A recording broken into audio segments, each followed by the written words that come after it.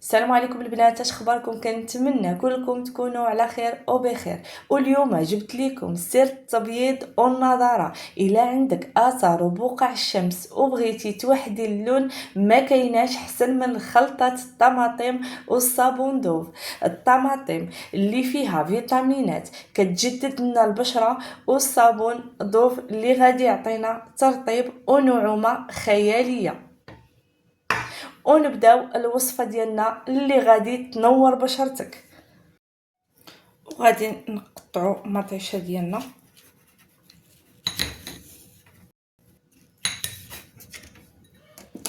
وغادي نحكوها في الحكاكه.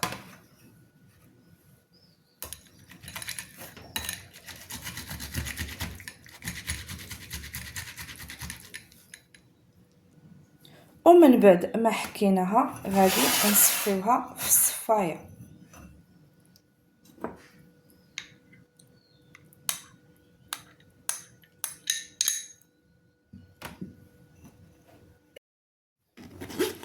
ومن بعد ما صفيناها غادي نجيبو كاسرونه وغادي نديرو فيها هاد العصير ديال الطماطم.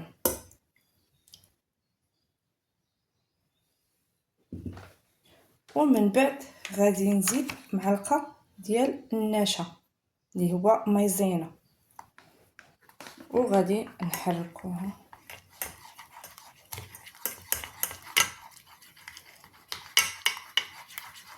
وغادي نديروها فوق البوطه باش يولي كريمي. ومن بعد كيصبح على هذا الشكل هكا وغادي نطفيو عليه البوطه. ومن بعد غادي نديروه في هذا الاناء.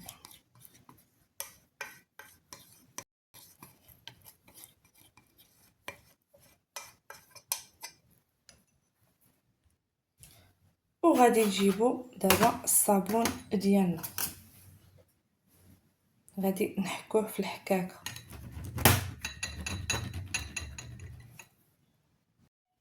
ومن بعد ما حكيناها في الحكاكه غادي ناخدو 2 معالق ديال الصابون دوف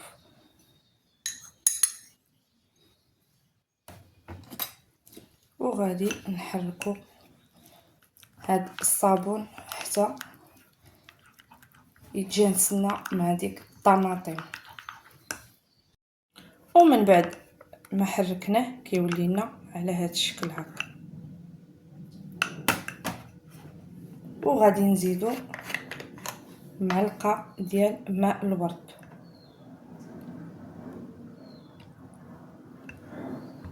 وغادي نحركو.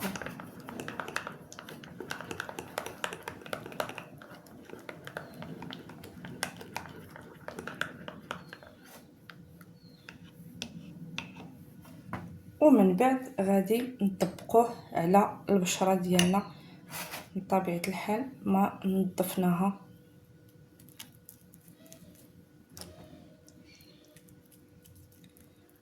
ونديروها حتى الجسم ديالنا.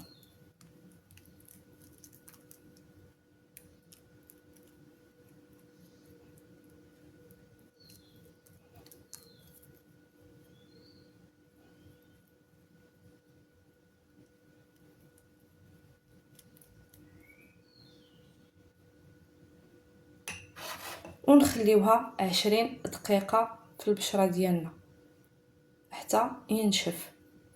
ومن بعد غادي نحركو بحركات دائريه قبل ما نغسلو الوجه ديالنا باش تحيد لنا ديك الجلده الميته.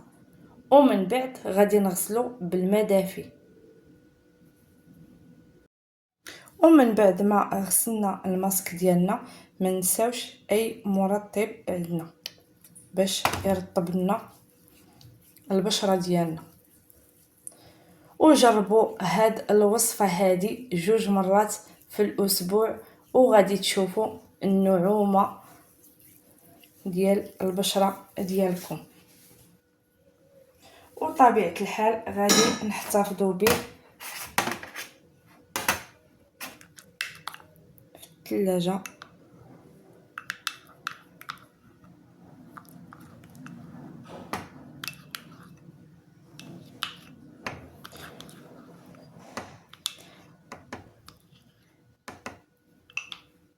وهذا هو الكريم ديالنا ديال الطماطم والصابون ضوف. وإلا عجبكم الفيديو ما تنساوش لايك، وباش يوصلكم كل جديد الوصفات الطبيعيه ديالي. وكنشكركم بزاف، وكنطلب منكم باش تشاركوني في لي كومونتير وتقولوا لي كي جاتكم الوصفه.